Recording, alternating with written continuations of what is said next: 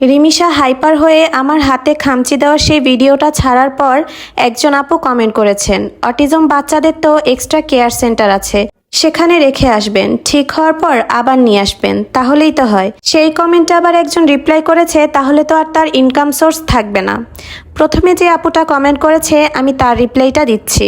ছোটবেলা থেকেই আমি রিমিশাকে কখনোই আমার চোখের আড়াল হতে দেইনি। ও যে অটিজম স্কুলটায় পড়তো সেখানে সবার বাবা মা বাচ্চাদেরকে রেখে বাসায় চলে আসতো, কিন্তু আমি কখনো আমার মেয়েকে রেখে বাসায় আসি নাই। আমিও যেই ৩-৪ ঘন্টা ক্লাস করতো আমি চুপচাপ রোদের মধ্যে বারান্দায় বসে থাকতাম, একমাত্র যাতে আমার মেয়েকে কেউ কখনো আঘাত করতে না পারে। কারণ আমার রিমিশাকে আমি ছোটবেলা থেকে এভাবেই পেলেছি। ওকে ছোটকাল থেকে কেউ একটা ধমক দিলেও ও কান্না করে ওর ২ চোখ ভাসিয়ে ফেলে, গায়ে হাত তোলা তো দূরের কথা। আর যেখানে আমি মা হয়ে মাঝে মধ্যে ওর এইসব জ্বালাতন সহ্য করতে পারি না, সেখানে এরকম সেন্টারগুলোতে কি আমার মেয়ের জ্বালাতন সহ্য করবে? এটার কোনো গ্যারান্টি আছে যে আমার মেয়ের গায়ে হাত তুলবে না তারা? আমি তো কখনো এটা চিন্তাও করতে পারি না আমার রিমিশা আমার কাছ থেকে এক রাতের জন্য দূরে থাকবে। আপনারা এইসব কথাগুলো কই পান? আপনাদের কি নিজেদের কোনো সন্তান নেই? আপনাদের কি একটু বুকটা কাঁপেও না যে এই কথাটা বলতে আমার রিমিশাকে আমি সেন্টারে রেখে আসবো যতদিন ভালো না হয়? কেন, আমার মেয়ে কি পাগল? আমার রিমিশা অটিজম বাচ্চারা ঘরে বসেই সুস্থ হতে পারে, ওদের কখনোই সেন্টারে দিয়ে আসার দরকার নেই। আমার রিমিশা এই পৃথিবীতে একমাত্র ওর খালা, ওর বাবা মা আর সিয়ামকে ছাড়া আর কাউকে কখনো ওর চারপাশে দেখেনি। সেখানে একেবারে একটা নতুন পরিবেশে আমার রিমিশাকে আমি একা রেখে আসবো, এটা চিন্তা করলেই তো আমার বুকটা কেঁপে ওঠে। আপনারা কেমন মাটি দিয়ে তৈরি আমি জানি না, কিভাবে এইসব কথা বলেন আপনারা? এরপরে আমি দ্বিতীয় যে আশ্চর্য ব্যক্তি আছে তার কমেন্টে রিপ্লাই দিচ্ছি। আমার রিমিশাকে নিয়ে আমি ভিডিও তৈরি করি ১-১.৫ বছর ধরে, যেখানে কিনা আমার ইনকাম জিরো। আর এই ইনকাম জিরো দেখে আমি আমার অনলাইন বিজনেসটা শুরু করেছি, যাতে আমি আমার এই পরিচিতি দিয়ে টুকটাক কিছু ইনকাম করতে পারি। এই ৪-৫ দিন হবে আমি আমার অনলাইন বিজনেসটা শুরু করেছি, নিজের পায়ে দাঁড়ানোর চেষ্টা করছি। এর আগে কি আমি আমার রিমিশাকে কখনো কেয়ার করিনি? রিমিশার জ্বালাতনগুলো সহ্য করিনি? তখন তো ভিডিও করতাম না। তখন কে দেখেছে? আপনারা দেখেছেন? নিশ্চয়ই আমি দেখেছি। যারা বলছেন মেয়েকে দেখে ইনকাম করি, মেয়েকে দেখে বিজনেস করি, তারা আপনাদের সন্তান জন্মের পর কখনোই স্কুলে পাঠাবেন না।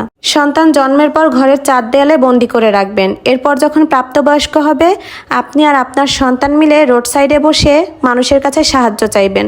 কারণ সন্তান দিয়ে তো ইনকাম করানো ভালো না। আপনি নিজেও আপনার সন্তানের ইনকাম খাওয়ার যোগ্য না। কত কত মেয়েরা অনলাইনে ভিডিও দিচ্ছে, তারা ইনকাম করছে, বাবা মাকে খাওয়াচ্ছে। আমার রিমিশার পরিচিতিতে যদি আমার ২-৪ আনা ইনকাম হয়, আপনাদের সমস্যা কোথায়? আমি তো আমার মেয়েকে দেখিয়ে ইনকাম করছি, আপনাদের মেয়েকে দেখিয়ে তো ইনকাম করছি না। তাছাড়া ট্যালেন্ট নামেরও কোনো একটা শব্দ আছে, শুধু একজনের ভিডিও করলেই হয় না, সেই ভিডিওটাকে ভালোভাবে এডিট করা, সেখানে ভয়েস ওভার দেওয়া, কালার কন্ট্রাস্টিং করা, এগুলোও কিন্তু একটা গুণ, যেটা কিনা সবাই পারে না। আর এই তো আজকে সারাদিন যা যা করলাম আপনাদেরকে তো দেখিয়েই দিলাম। আজকে সারাদিন আমি অনেক বেশি ক্লান্ত ছিলাম, পার্সেল দিতে দিতে দিতে আমার অবস্থা অনেক বেশি খারাপ। ভেবেছি এখন ২-১ দিন আমি রেস্ট নিব, আর আমি অর্ডার নিব না, কারণ এত পরিমাণ অর্ডার আমি এগুলো দিয়ে কুলাতে পারছি না। আমি সকালে একবার ডেলিভারি অফিসে যাচ্ছি, বিকালে একবার যাচ্ছি, মানে আমার অবস্থা অনেক বেশি খারাপ। আপনারা হয়তো আমার চেহারা আর আমার কণ্ঠ দেখেই বুঝতে পারছেন। আমার চেহারার সাথে সাথে আমার কণ্ঠটাও কিন্তু ভেঙে গেছে। আর এই ছোট্ট মানি প্ল্যান্টটা আমি রাস্তার ধারে পেয়েছি। আমার কাছে এই টাইপের মানি প্ল্যান্ট অনেক বেশি ভালো লাগে, আর এগুলো কিন্তু কিনতে গেলে প্রায় ১৫০-২০০ টাকা লাগে। তো রাস্তার পাশে পেয়ে আমি 2টা ডাটি নিয়ে এসেছি, আর নিয়ে এসেই আমি ঘরে লাগিয়ে দিয়েছি। আর আজকে সব কিছুই একেবারে চিংড়িময়, চিংড়ি ভুনা, চিংড়ি দিয়ে পুঁইশাক ভাজি, চিংড়ি দিয়ে লতি, সব কিছু চিংড়ি মাছের দিয়ে ভরপুর। এমনিতেই রিমিশা হাইপার হয়ে যাচ্ছে, তার মধ্যে আজকে আমার চিংড়ি ছাড়া আর কোনোই গতি নাই, কারণ অন্য সব মাছ মাংস রান্না করতে গেলে আমার একটু সময় লেগে যাবে, আর এই চিংড়ি মাছটাই আমার কাছে শর্টকাট একটা প্রসেস ছিল। আর এই যে দেখেন আজকে রাত্রে কিন্তু খুব সুন্দর একটা বৃষ্টি, এত গরমের পর এত সুন্দর একটা বৃষ্টি কিন্তু আসলেই মনটা জুড়িয়ে দিয়েছে। আর এত পরিমাণ বৃষ্টি হয়েছে যে আমাদের এলাকায় কিন্তু পানি জমে গিয়েছে। এই যে দেখেন কি সুন্দর পানি জমে গেছে। আমার রিমিশা দেখে তো অনেক বেশি খুশি হয়েছিল, ও জানালার পাশে বসে বসে এই বৃষ্টি রাত 2টা পর্যন্ত দেখেছে। আজকের ভিডিওটা এতটুকুই। আল্লাহ হাফেজ।